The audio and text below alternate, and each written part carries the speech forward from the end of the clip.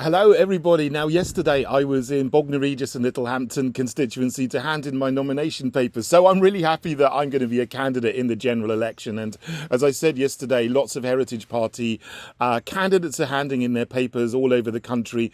We're going to have a few dozen candidates standing in seats in England, Scotland, and Wales. Now, a question that's been asked to me a lot this week, which I don't really want to talk about too much because I kind of avoid the subject. Is what are you doing now that Nigel Farage is standing in Clacton and he's come back as the leader of Reform UK? And the reason I don't talk about that is because I concern myself with the Heritage Party. We're a challenger party to the establishment. I don't talk about other challenger parties too much. But a lot of people have been asking the question. So here's my answer. We're not going to do anything different to what we were going to do a week ago or a month ago or a year ago. We have a candidate in Clacton who is a fantastic candidate, who's local, who lives in the constituency and fully believes in the Heritage Party manifesto and what we stand for. So we are going to stand a candidate in Clacton because we were always going to stand a candidate in Clacton because we have a candidate there. And we're not going to change just because the circus of another party has arrived in the constituency. And that would be the same wherever it is. If we have a candidate, we'll stand them. If we don't, we won't. We're just going to do what we want to do. And the reason for that also will answer another question that a lot of people have been asking me. Again, something I don't talk about too much because I focus on the Heritage Party and not other parties, is what is the difference between the Heritage Party and Reform?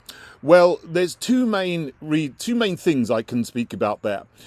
Number one is Reform have been on the wrong side of everything in the last 4 years. They initially supported lockdowns. Farage himself called for the borders to be closed, I think in May 2020. I've been speaking against the lockdown fully since before it even started.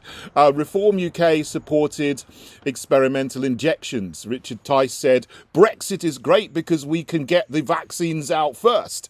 And he was on a show with David Bull, which has gone round a lot. Most of you will have seen it, where they spoke about care home workers should have an experimental injection, otherwise they shouldn't be able to work. Those are not the exact words, but that's the sentiment that was expressed there. You can see it. So they supported no jab, no job regulations back in the times when injections were being rolled out, which I think is absolutely deplorable.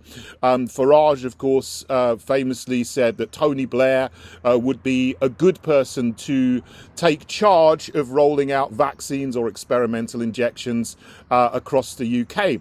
And I was probably the only person in politics elected at the time who was against these things. I could see through the narrative straight away. And now they're saying, okay, like everybody else, oh, well, aren't they terrible? But it's too late now, because 55 million people have been injected with these things. And now we're finding out AstraZeneca's injection has been withdrawn globally, and there's all the data about how unsafe the Pfizer vaccine is. But I was speaking about this at the time. You've got to speak out about these things at the time when it's not safe to do so, when you're going against the mainstream narrative, not later when everybody realizes that the mainstream narrative was a pack of lies.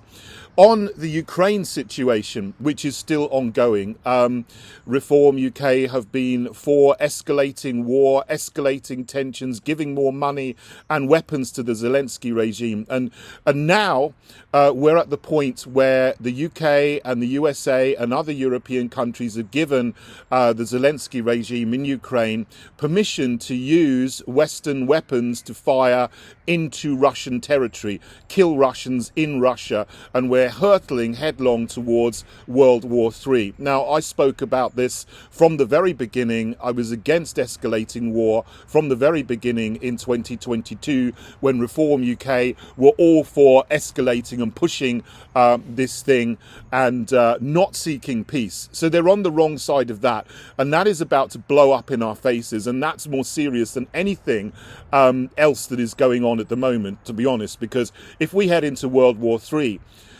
which it looks like Western leaders are taking us into, then nothing's going to matter. This election doesn't matter, and nothing else matters because we'll all be dead. And if you want to vote for somebody who is not going to escalate, who could be in Parliament, and I can get peace just like that, just like Trump in America. I can arrange peace between the UK and Russia, in a heartbeat, if I had the position and the power to do so. But obviously, you're not going to get that from the Conservatives, the fake Conservatives, Labour, Lib Dems, Greens, or Reform UK, because they're all pushing for escalation of war with Russia. And in the Middle East situation, again, I called for a ceasefire from the very beginning. There's no good side there. Hamas are awful, but they're largely funded by the Israeli government, and they've been allowed to exist by the Netanyahu regime, who wants them because he doesn't want a peace solution and a two-state solution with Palestine. They're terrible. The Netanyahu regime is terrible. The Iranian regime is terrible. There's no good side on this. All I care about is that women and children and innocent men, of course, don't get killed, that we have peace to stop the slaughter that's going on at the moment in Gaza after what happened on the 7th of October. It's no good side there. But what is happening here, which I find disturbing, is that this conflict in the Middle East, 3,000 miles away, is spilling over onto the streets of the UK. And a lot of people on the right, and I've got no problem with saying that I'm on the right, the Heritage Party is on the right, although we do have some things in common, with some people who might not be on the right. But where it's affecting this country is where, as I say, people on the right are now agitating against free speech.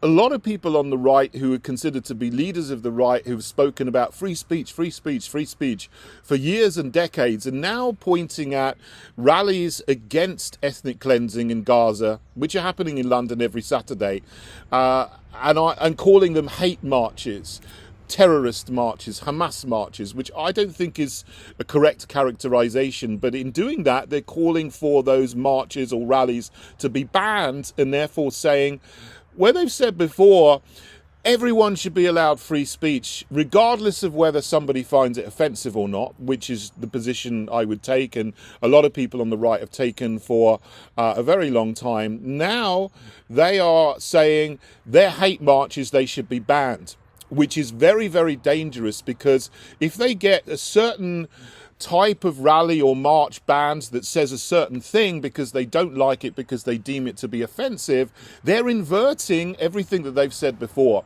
And Reform UK agree with Suella Braverman, Priti Patel, Douglas Murray, other people who are calling for these marches to be banned.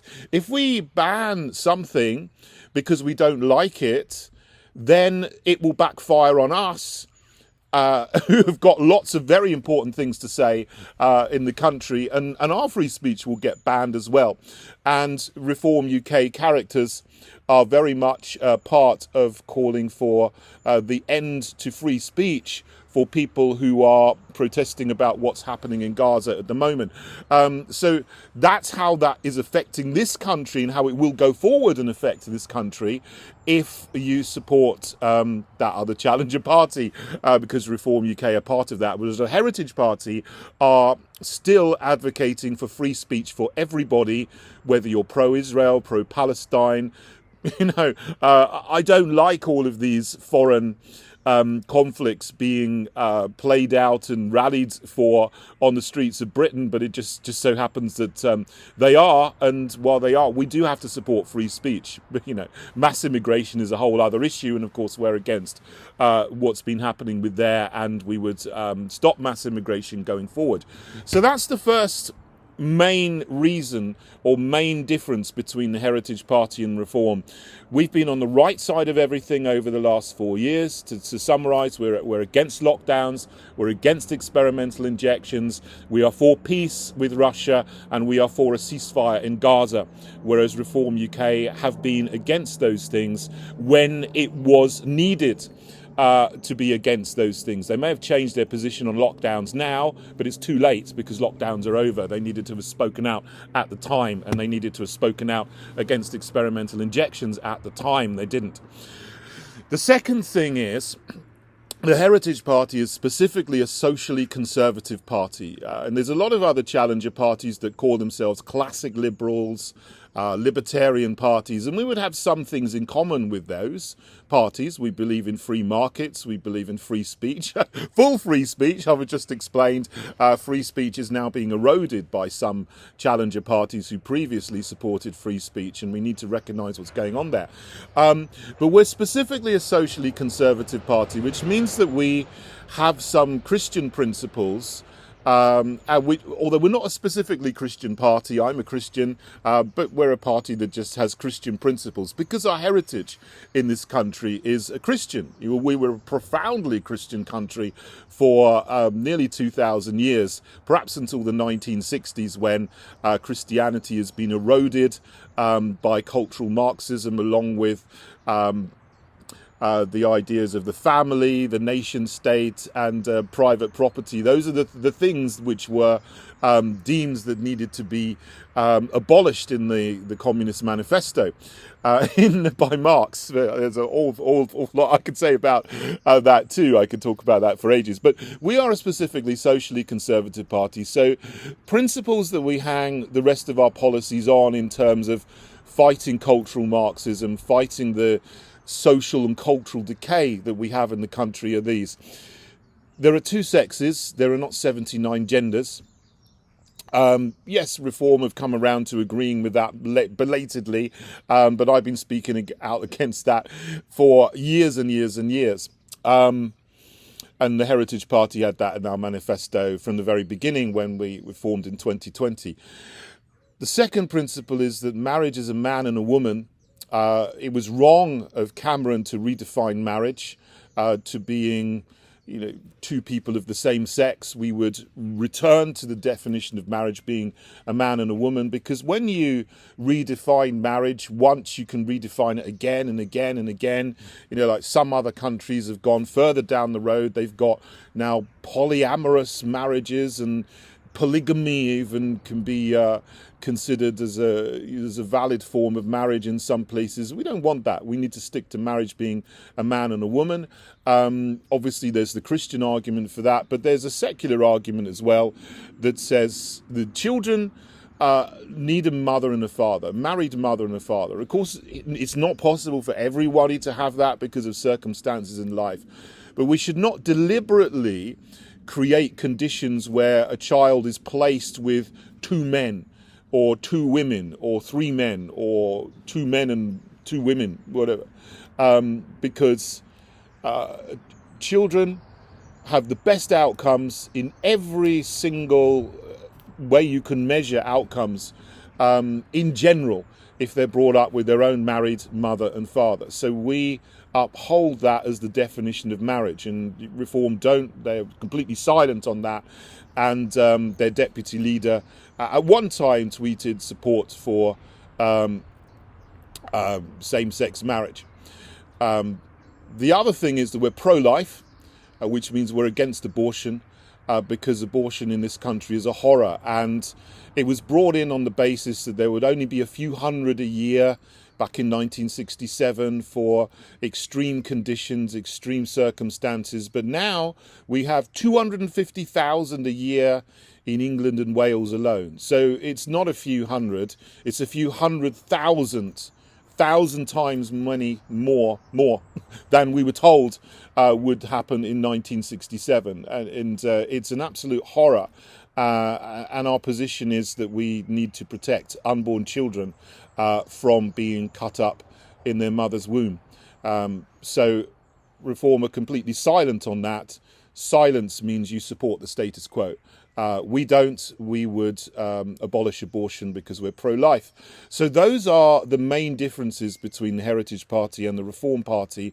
And that's why we're going to stand candidates wherever we can. And we're not going to change our plans just because the circus of another challenger party has arrived in a particular constituency, because we want to give people a choice to vote for a party that is against lockdowns, against injections, against war, and is pro-life and is pro-traditional family values, and would stop the sexualisation of children in our schools, which has been going on under the fake Conservatives in England, Labour in Wales and the SNP in Scotland.